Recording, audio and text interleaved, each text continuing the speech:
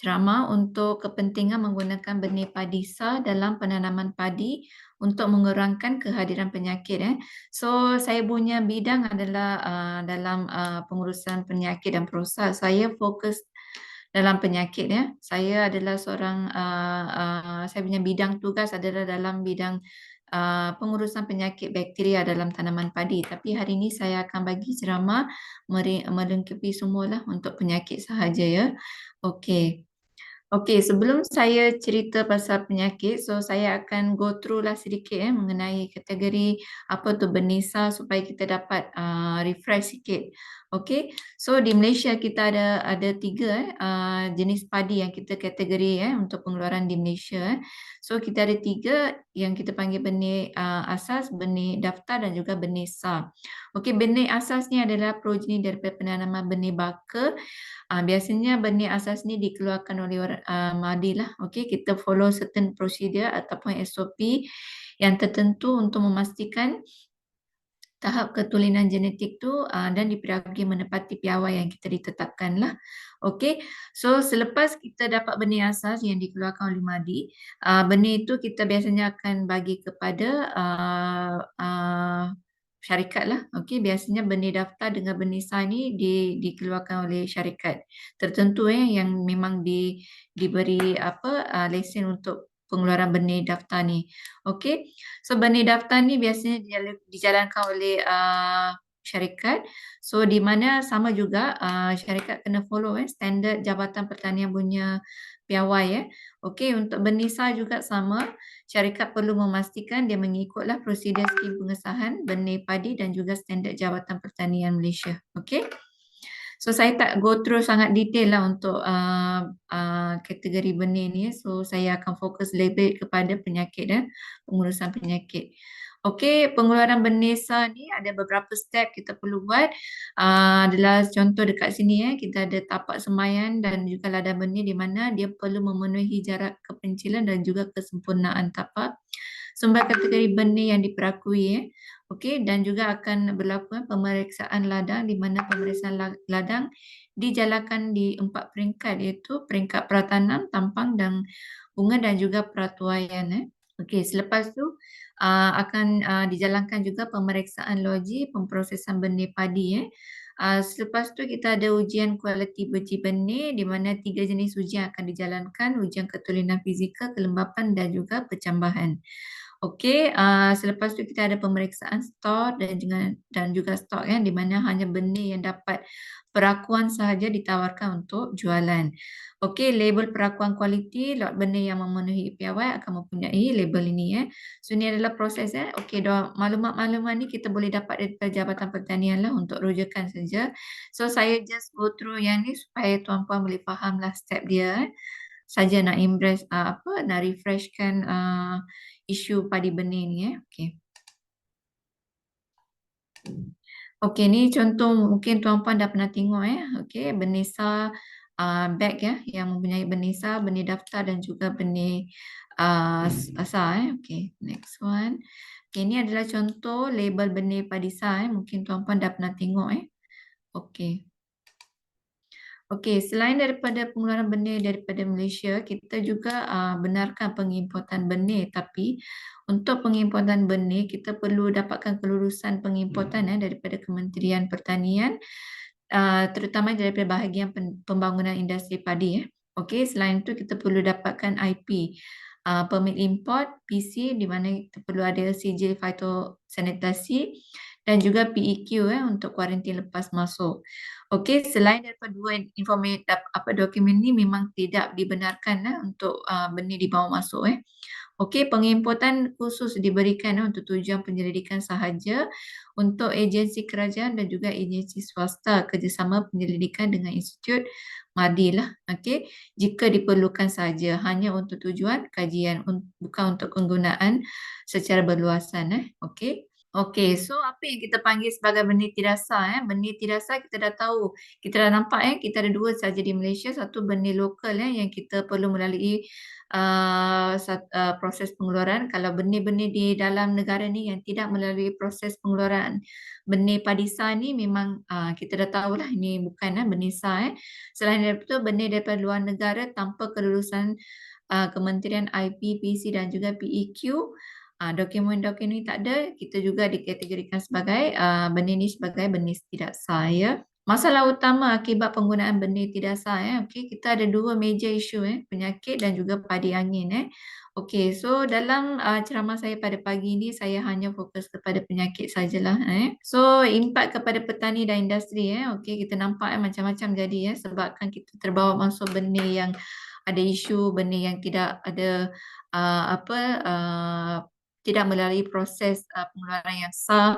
Okey, kita dapat tahu sini ada isu, contohnya di sini kita boleh nampak hawa belia bakteria yang sebelum ni kita tidak pernah ada di Malaysia, kita dapat ancaman baru Okey, satu lagi padi angin jugalah isu besar di Malaysia. So itulah impak kita bawa masuk benih ataupun menggunakan benih tidak sah. Okey. Okey, untuk penyakit-penyakit bawaan benih di seluruh dunia kira-kira ada lebih kurang 56 patogen kulat yang dilaporkan menyerang padi. Okey, daripada 56 patogen ni 41 ni adalah dilaporkan sebagai bawaan benih di mana tidak termasuk yang ni adalah tidak termasuk patogen bakteria hanya untuk kulat saja. Ada 41 yang boleh dibawa oleh benih lah. Okey. So bukan semua patogen benih ni akan menyerang pokok di lapangan. Okey, daripada 41 ni Okey, hanya beberapa patogen saja yang kita anggap penting. Contohnya di Malaysia kita bagi fokus kepada Parechorea oryzae dan juga Burkholderia glumis sebab dia memang isu besar sampaikan kita ada krisis dari segi pengeluaran benih. Okey. So bukan semua tapi ada beberapa patogen yang perlu diberi perhatian. Kenapa Sebab dia akan menyebabkan serangan yang teruk dan juga kehilangan hasil yang sangat tinggi. Ini adalah senarai patogen bawaan benih Okey, ini saya ambil daripada buku.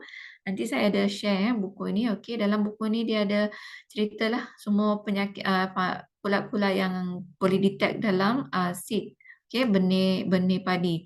Okey, kita boleh nampak dekat sini beberapa daripada senarai ni ada memang terdapat di Malaysia jugalah. So, kita kena ambil tindakan Okey.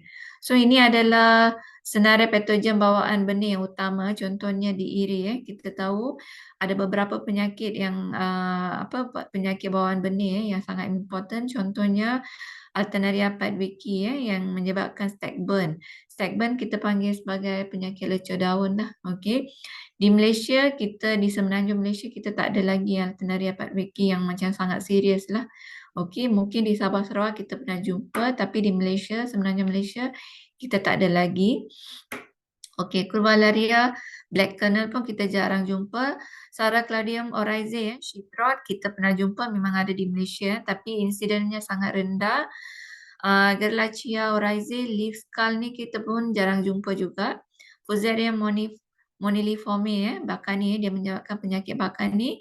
Okey, ini pun kita pernah jumpa tapi insidennya sangat rendah di Malaysia. Okey, Bipolaris oryzae. Okey, yang ni kita memang jumpalah, selalu jumpa brown spot bintik perang kita panggil. Okey, Parechorea grizae ataupun kita panggil penyakit kara Okey, yang ni pun memang common di Malaysia lah. Okey. So yang lain semua memang kita tak jumpa sangatlah di Malaysia ataupun ada tapi dalam keadaan bukan sangat serius Okey. So di Malaysia kita ada piawai minimum ladang benih untuk penyakit Okey, untuk kalau kita tengok di sini nombor 2 ada beberapa penyakit yang disenaraikan penting untuk kita hadkan kebenaran dia. Okey. So contoh penyakit-penyakit yang dilistkan di sini adalah bintik perang tuirus, hawa daun bakteria, jala daun bakteria, bakani, kara dan boleh hitam Okey, ini memang penting untuk pengeluaran benih di Malaysia Okey, had yang dibenarkan untuk penyakit kalau kita tengok nombor 3 pokok diserang penyakit bawaan biji benih Okey, yang had yang dibenarkan untuk benih asas adalah 0.05 terus Untuk Bernesa adalah 0.5 percentage okey. Tapi untuk penyakit hawa boleh bakteria dia lain sikit Untuk benih asas kita benarkan 0.1%. Untuk benih sar kita benarkan 0.5%. Okey, sebab memang hawa boleh bakteria memang kebanyakan benih yang sekarang ada memang adalah. Okey, dia memang senang menyerang. So kita susah nak dapatkan 0.05%. Okey, so slide saya ni saya akan fokus kepada penyakit-penyakit ni lah. Macam mana kita boleh kawal apa simptom-simptom dia supaya kita dapat mengurangkan insiden penyakit-penyakit ni di ladang dan juga untuk kita kurangkanlah untuk pengeluaran benih. Okey, ini adalah penyakit karang. Penyakit ni disebabkan oleh patogen Pyracuraria oryzae. Penyakit ni dijangkit pada daun, tangkai, buku tangkai dan juga kola. Peringkat jangkitan adalah peringkat semaian, peringkat susu sehingga peringkat padi masak. Okey. Penyebarannya disebabkan oleh angin, benih ataupun host alternatif. Pengurusan. Okey, dari segi pengurusan sumber racun kimia dari jenis sistemik contohnya tricyclazole, isoprotenolol dan juga azoxystrobin. Okey, yang ni kita perlu sembuh bila ada lesi kara kelihatan dan diikuti dengan penyemburan seterusnya 3 hari kemudian. Dan sebelum peringkat 25% terbit tangkai dan diulangi dengan racun daripada kumpulan lain. So kita kena campur, jangan guna kumpulan yang sama. Contohnya racun-racun yang kalau ikutkan trade name dia kita ada nanti Amistatop. Okey, kita boleh guna Amistatop. Okey.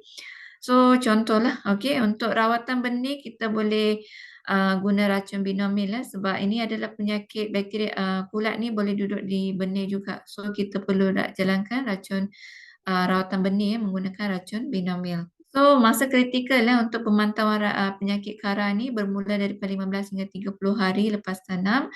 Kita akan nampak lesi dia berbentuk bulat kecil mula muncul dan berkembang menjadi bulat panjang gelundung pada daun berwarna kelabu di tengah dan juga berwarna hijau gelap dan juga coklat di sisi. Kita boleh nampak kalau kita tengok di sini pada bahagian kiri ni kita nampak dia punya diamond shape yang memang jelas.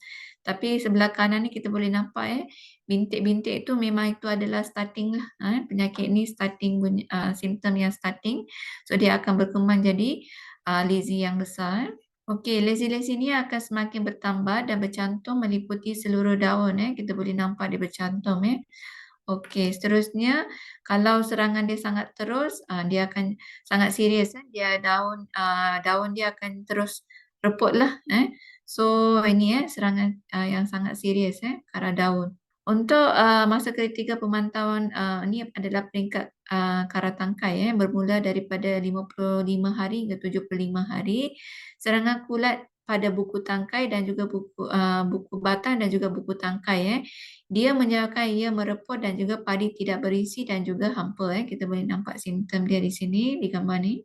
Jangkitan pada buku tangkai dan tangkai menyebabkan ia mereput, patah dan menunjukkan gejala bulu ayam. Kita panggil dia whitehead. Iaitu padi tidak berisi dan jadi hampa. Kita boleh nampak dekat dia punya neck tu, kita nampak dia browning. Seterusnya, kara tangkai akan mengakibatkan kerosakan dan juga mengurangkan hasil yang besar sekitar 50 hingga 70% pada varieti padi yang rentan.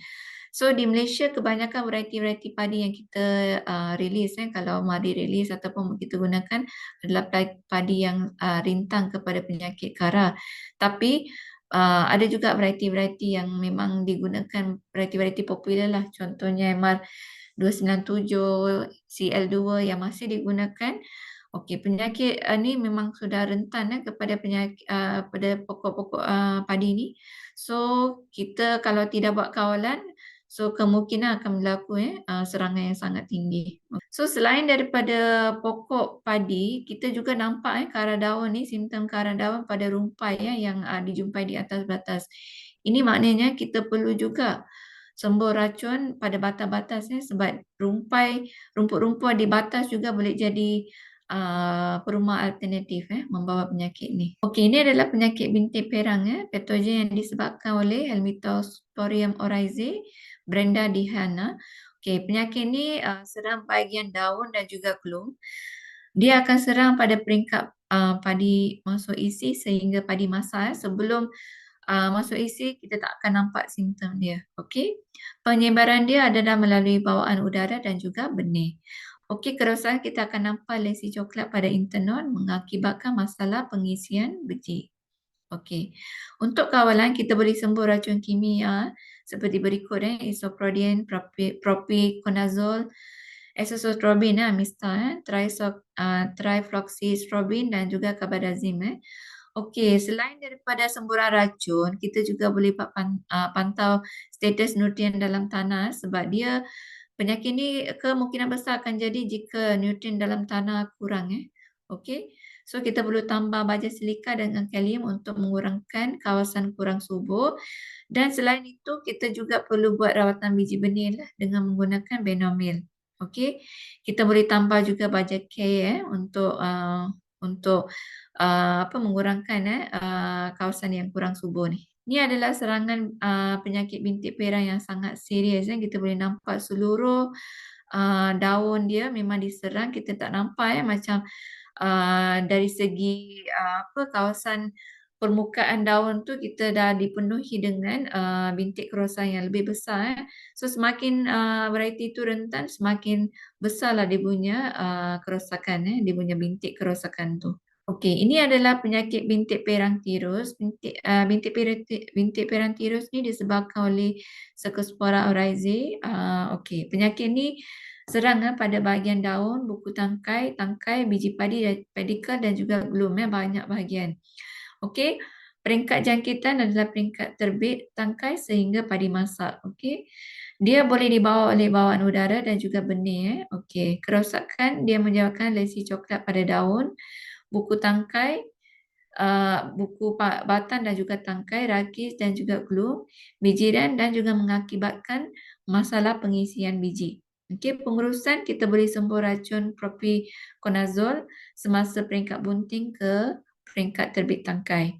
Okey, sama juga kita perlu tambah baja kalium untuk mengurangkan tanah yang kurang subur.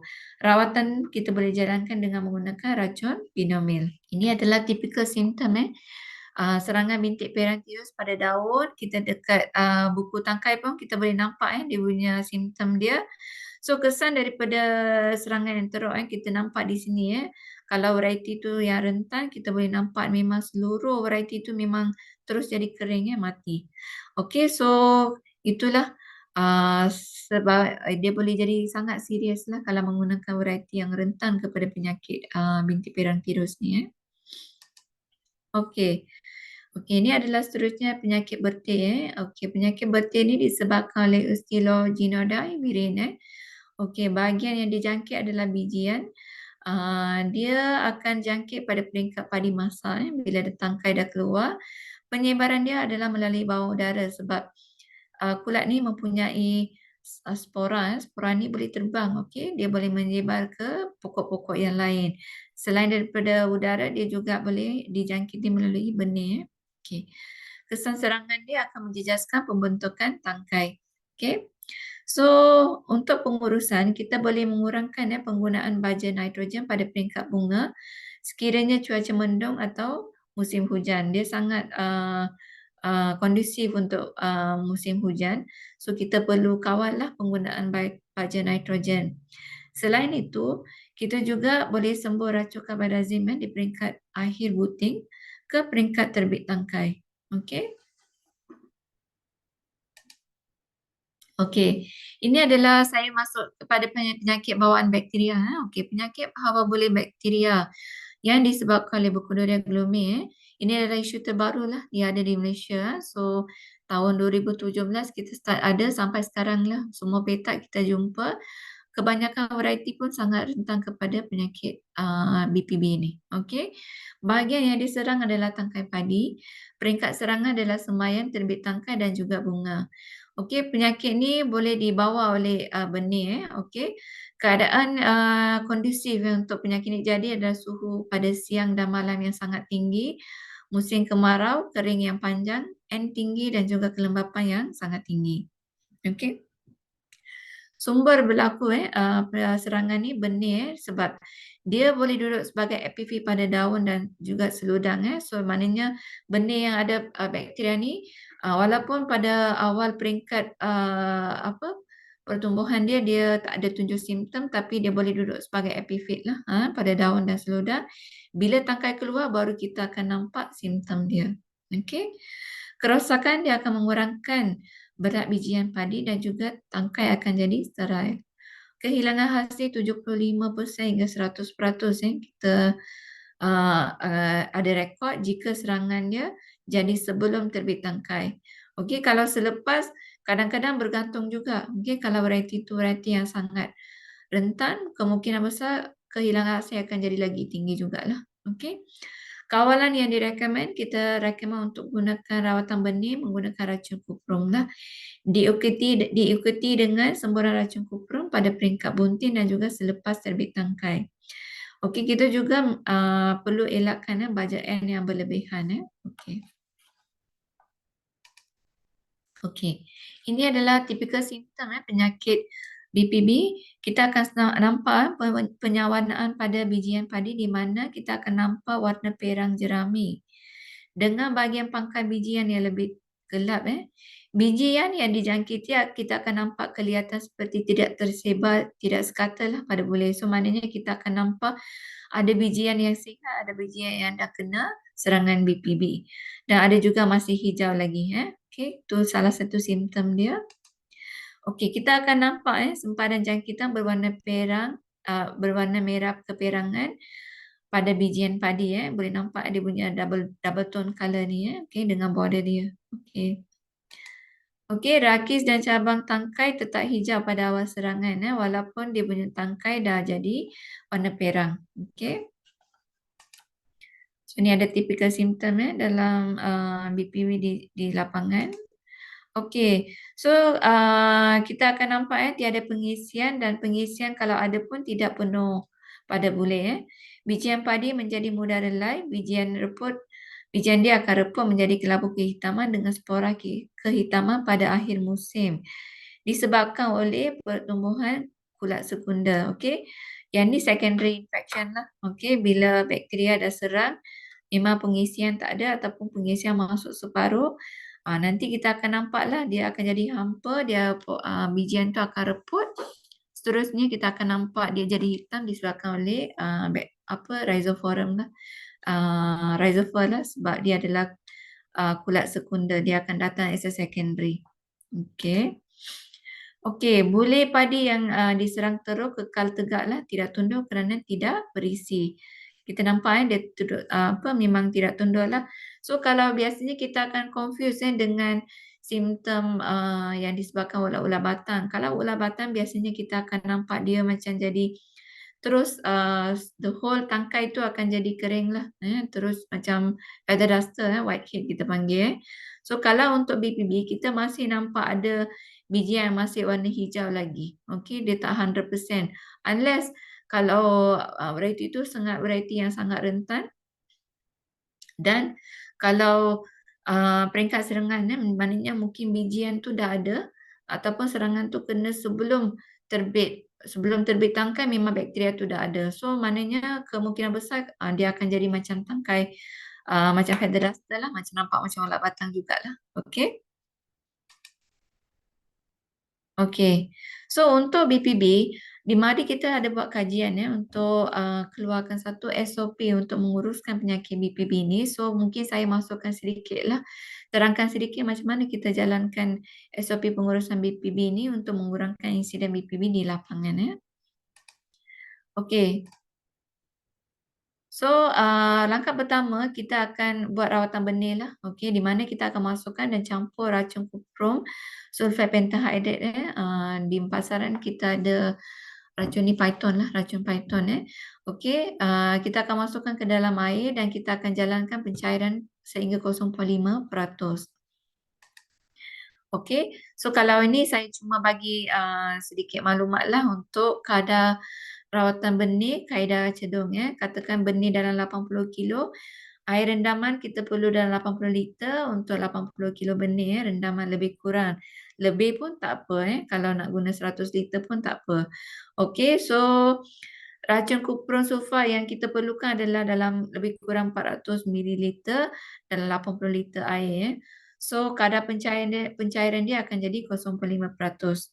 Okey, so kalau katakan kita guna 100 liter air, kita guna dalam 500 ml racun kuprom lah. Okey, di pasaran racun python ni ada dalam satu botol ada 250 mililiter. So maknanya untuk 100 liter air kita perlu dalam 2 botol. Okey. Untuk mendapatkan pencairan 0.5%. Untuk kadar rawatan benih menggunakan kaedah tabur terus. So katakan kita guna 120 kilo benih. Air rendaman kita perlu dalam 120 liter untuk 120 kilo benih. Okay, racun kuprom kita perlu dalam 600 mililiter untuk 120 liter air. Okay, kita akan dapat pencairan 0.5% jugalah. Okay, so katakan kalau kita nak guna more air 150 liter air, so kita perlu dalam 3 botol lah 750 ml kuprom. So dalam 3 botol racun kuprom ni. Okey. So untuk dapatkan kadar pencairan 0.5%. Okey. Okey, so seterusnya kita akan masukkan benih dan juga rendam benih dalam larutan pencairan kuprom sulfat pentahydride yang telah disediakan. Kita akan rendam benih ni selama 24 jam. Okey, so biasanya kita akan tebuk lubang lah supaya air rawatan ni boleh masuk ke dalam. So kita just tebuk lubang kecil-kecil so supaya kita boleh rendam lah. Okey, selepas rendam 24 jam kita akan tos keluar dan biarkan benih itu bercambahan. Biasanya 2 hari, 1 hingga 2 hari. So disebabkan racun kuprom ni mungkin kita kena tunggu sekejap lah. Mungkin sampai 3 hari. Biasanya 2 hari dia dah bercambah lah. Okey, sehingga 80%. So kadang-kadang boleh jadi lambat sedikit tapi dia akan bercambah lah. Okey. So seterusnya kita akan buat semaian benih ataupun kita akan buat penanaman kaedah secara mencedung ataupun mekanikal ataupun tak kaedah tabur teruslah. Okey. So selepas tu kita akan ambil langkah kedua lah di mana semburan foliar pertama kita akan jalankan. Semburan foliar pertama ni kita akan gunakan racun kuprom hydroxide pada kadar 250 gram per hektar dengan isi padu air semburan dalam 280 liter per hektar. Okey. Okey, ini adalah peringkat bunting dalam lebih kurang 50 hingga 60 hari lepas tanam.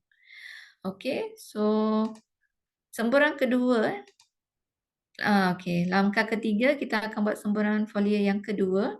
Kita akan gunakan racun yang sama juga, racun kuprom hydroxide pada kadar 250 gram per hektar dengan isi padu semburan 280 liter per hektar. Okey. Okey, yang ni kita akan buat pada peringkat terbit tangkai dalam 65 hingga 75 hari lepas tanam. Okey. Ini adalah sebagai langkah untuk pencegahan lah.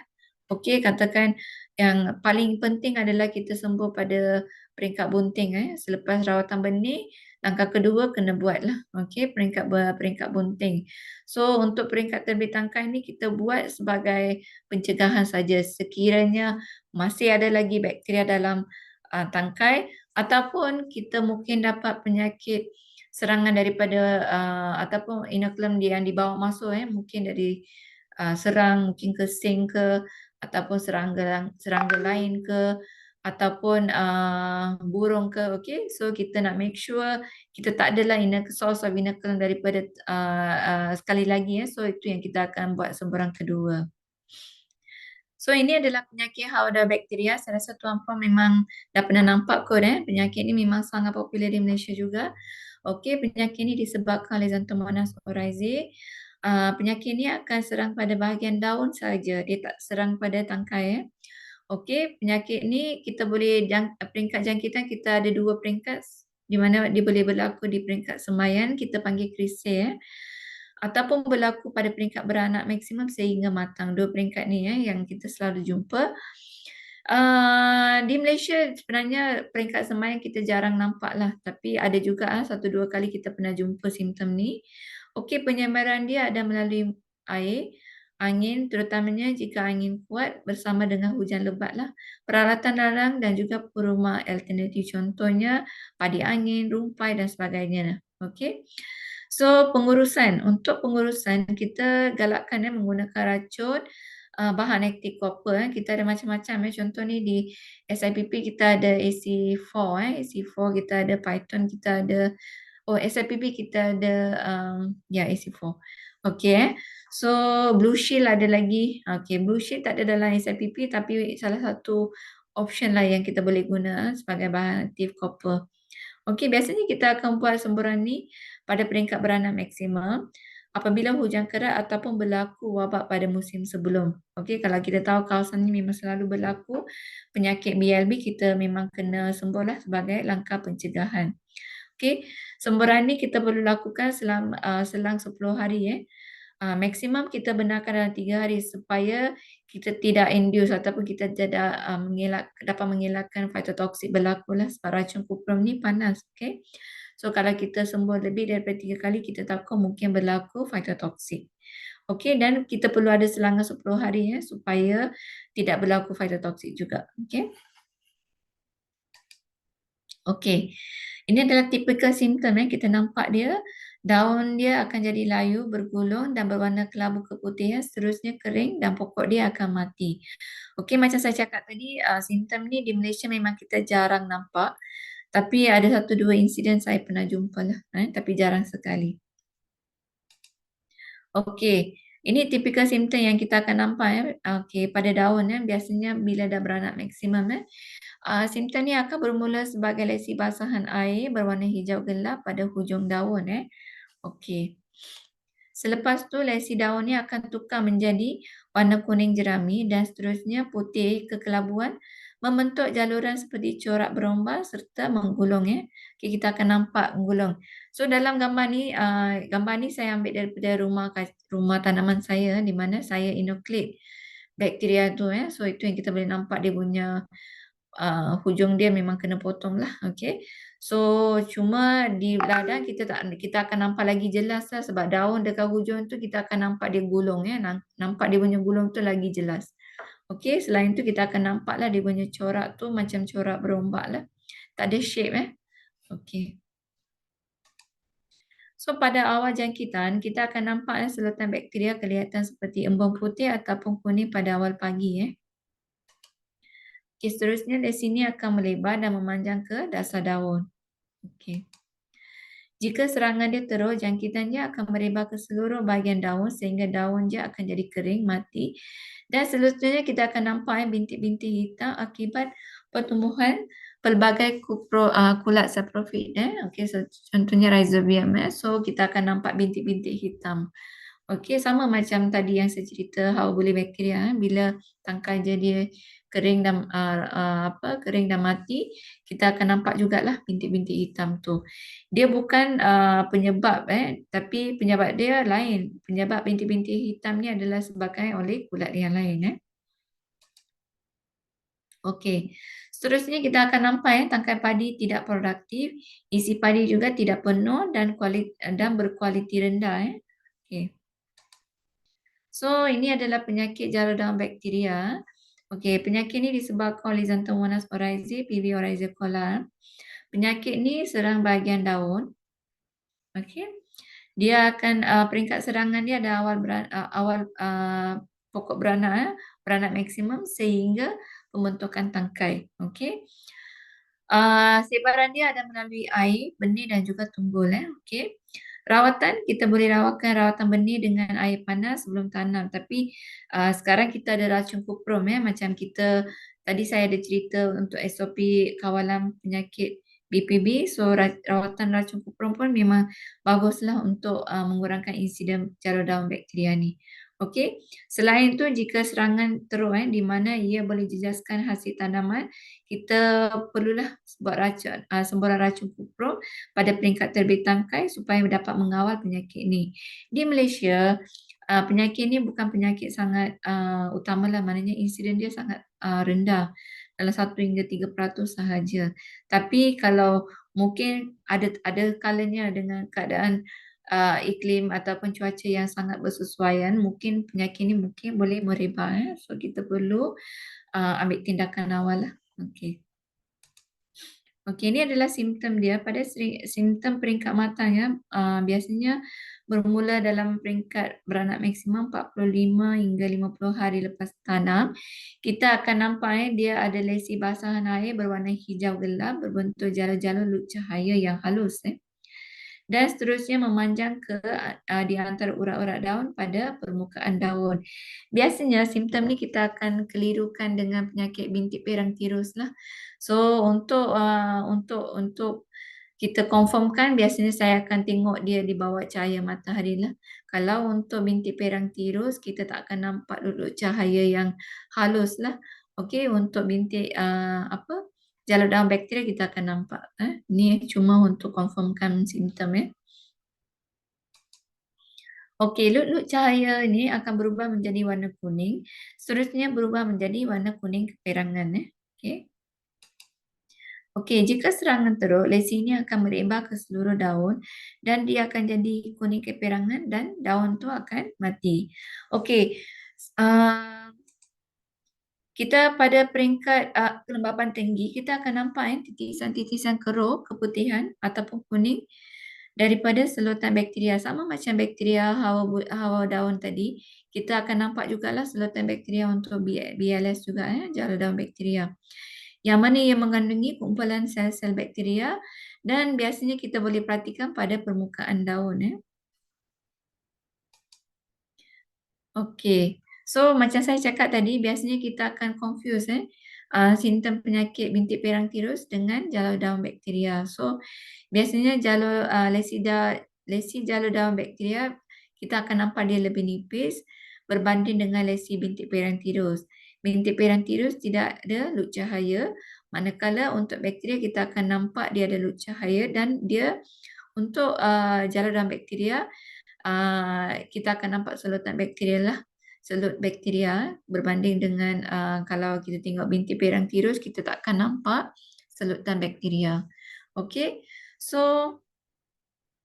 untuk penyakit hawa daun bakteria dengan jalan daun bakteria, walaupun dia tak serang bahagian tangkai dia, tapi dia ada indirect effect kepada penyakit hasil. Di mana kalau daun tu telah diserang, permukaan daun tu telah diserang dengan penyakit, so maknanya klorofil tidak mencukupi. Bila tidak ada klorofil yang mencukupi, secara tidak langsung dia akan efek kepada pembentukan tangkai dan mengurangkan hasil padi lah. Okey. Okey, ini adalah peringkat-peringkat kritikal penyakit. So, saya divide kepada dua peringkat, penyakit bawaan bakteria dan juga penyakit bawaan kulat. So, kalau kita tengok pada peringkat vegetatif, masa tabur, kita akan nampak kara daun lah, paling kritikal lah, sehingga 30 hari, sehingga beranak aktif lah. Okey. Pada peringkat beranak maksimum dengan juga pembentukan tangkai 40 hingga 50 hari lepas tanam, biasanya penyakit yang sangat kritikal adalah jalur hawa daun bakteria dan juga jalur daun bakteria, BLS dengan BLB. Okey. So untuk peringkat terbit tangkai 60 hari ke atas, kita akan nampak yang penyakit yang kritikal adalah jalur hawa daun bakteria juga dan juga hawa bule bakteria BPB. Bintik perang tirus juga important. Okey. Pada peringkat bunga, kita akan nampak juga bintik perang tirus. Okey, pada masa pengisian pula, pada peringkat masa BPB, hawa bule bakteria masih lagi kritikal pada peringkat ni. Diikuti dengan kara tangkai, bertik, bintik perang tirus. Okey, so maknanya kawalan kita perlu, penyakit-penyakit ni perlu diambil perhatian lah pada masa kritikal dan kawalan yang sepatutnya perlu diambil. Okey.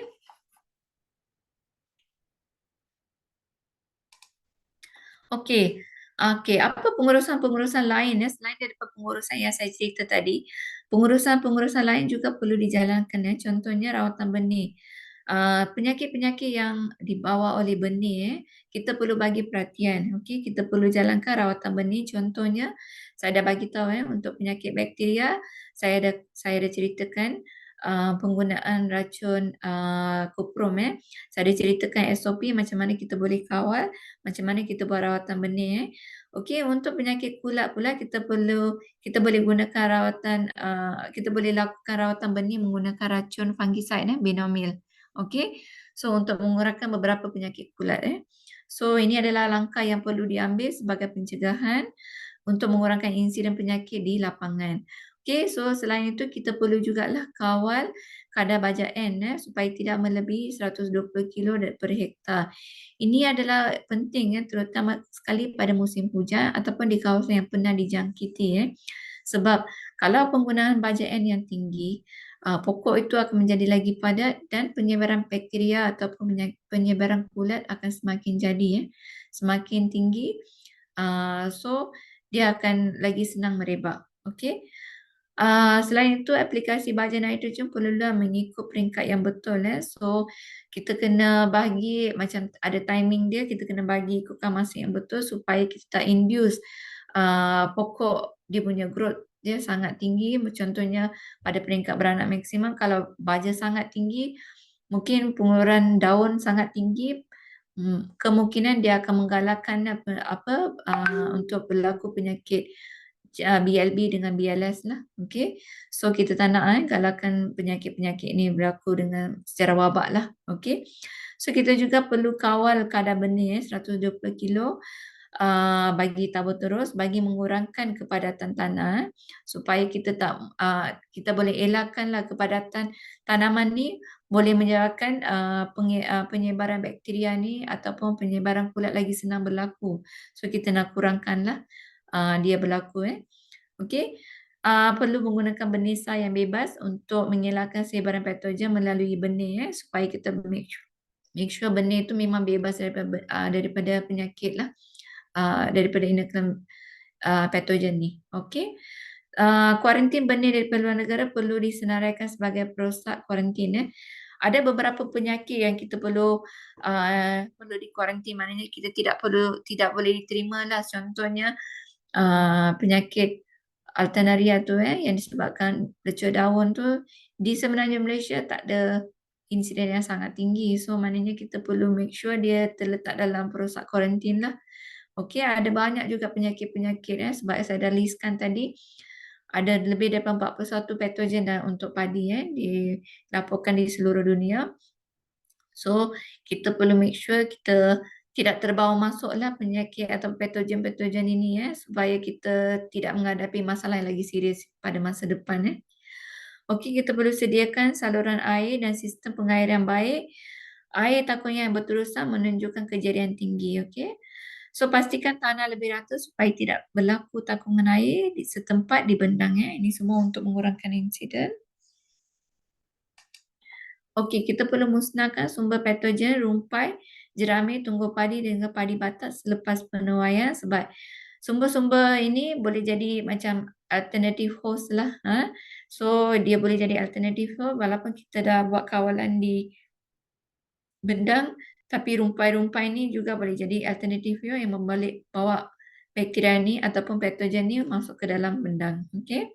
Kita perlu biarkan bendang kosong kering bagi mengurangkan populasi perosak dalam tanah atau residu pokok terutamanya selepas bajak pertama.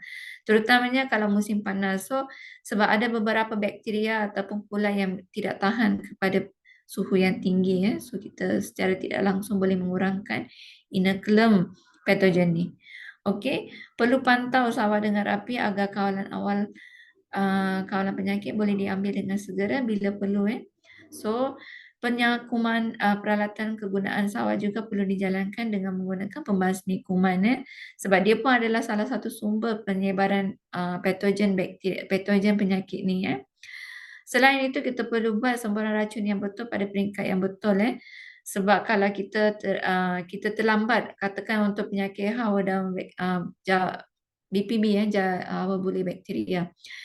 So peringkat kritikal dia masa kita kena sembuh adalah peringkat bunting. So kalau kita terlepas, kemungkinan bakteria itu dah masuk ke dalam pengisian benih, so dia dah mula merosakkanlah benih tu. So mungkin terlambatlah So sebab tu kita perlu buat sembarang rawatan tu kena buat pada peringkat yang betul dan juga kena gunakan racun yang betul. Okey. Okey. Ini adalah buku-buku yang saya recommend lah untuk rujukan untuk makluman lanjut. Kita ada Seed Associated Microorganism for Rice Disease Management. Ada beberapa proceeding dalam ni yang sangat berguna. Boleh digunakan untuk rujukan. Rice check padi ni kita ada listkan apa penyakit-penyakit yang common ada di sawah di Malaysian Rice Granary lah di sawah Malaysia.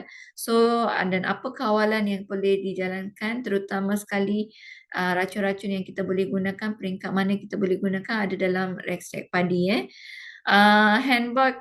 handbook of rice seedborne fungi ni pun ada banyak ada banyak isu-isu yang dinyatakan macam mana apa-apa kulat yang memang boleh serang benih lah. So ada senarai dalam ni. So untuk rujukan kita boleh gunakan buku ini jugalah. Okey. Okey, apa manfaat menggunakan benesa? Benesa kalau kita penggunaan benesa ni boleh kita dapatkan benih yang bersih di mana kita make sure benih itu tidaklah bebas daripada benda-benda asing. Benih itu adalah benih yang bersih, bebas daripada penyakit ataupun inokulum yang kita tidak perlulah. Okey. Dan selain itu dia adalah variety tulen kita boleh dapatkan variety tulen contohnya tidak campuran variety-variety lain ataupun variety yang tidak disahkan di Malaysia so kita akan dapat variety yang tulen jaminan je kita penggunaan benesa ni kita akan dapat jaminan kualiti so katakan kalau variety tertentu ni dapat penghasilan sehingga 6 tahun 7 tahun so penggunaan benesa dia akan bagi jaminan kualiti lah dari segi hasil dan juga dari segi bebas daripada penyakit ataupun ketahanan terhadap penyakit. Kebolehkesanan. Okey. Kalau kita guna benesa, kita boleh track back kalau berlaku apa-apa isu pada benih itu. At least kita boleh trace back sumber dia di mana kita dapatkan benih itu, apa masalahnya ataupun apa isu yang menyebabkan berlaku insiden ataupun isu penyakit. So kita boleh trace back kalau kita guna benesa. So kita boleh atasi masalah ni ataupun kita boleh improve keadaan semasa Okey, selain itu penggunaan benesa kita akan dapat hasil yang tinggi supaya seperti yang mengikut variety lah. Kalau variety itu MR297 katakan, kalau variety itu variety yang tulen, kita mungkin dapat hasil yang tinggi lah sebab dia tak ada campuran dia seragam. Okey, so kita akan dapat variety yang seragam, kita akan dapat hasil yang tinggi. Bila ada hasil yang tinggi, kita akan dapat keuntungan yang tinggi jugalah. Selain itu, kita akan dapat maksimumkan input. Contohnya dengan pengeluaran input, contohnya untuk pembayaran benih, racun-racun semua ni. Apa-apa yang kita gunakan untuk meninggikan hasil, kita akan dapat maksimumkan input yang kita keluarkan. Okey, itu adalah manfaat menggunakan benesa. Okey.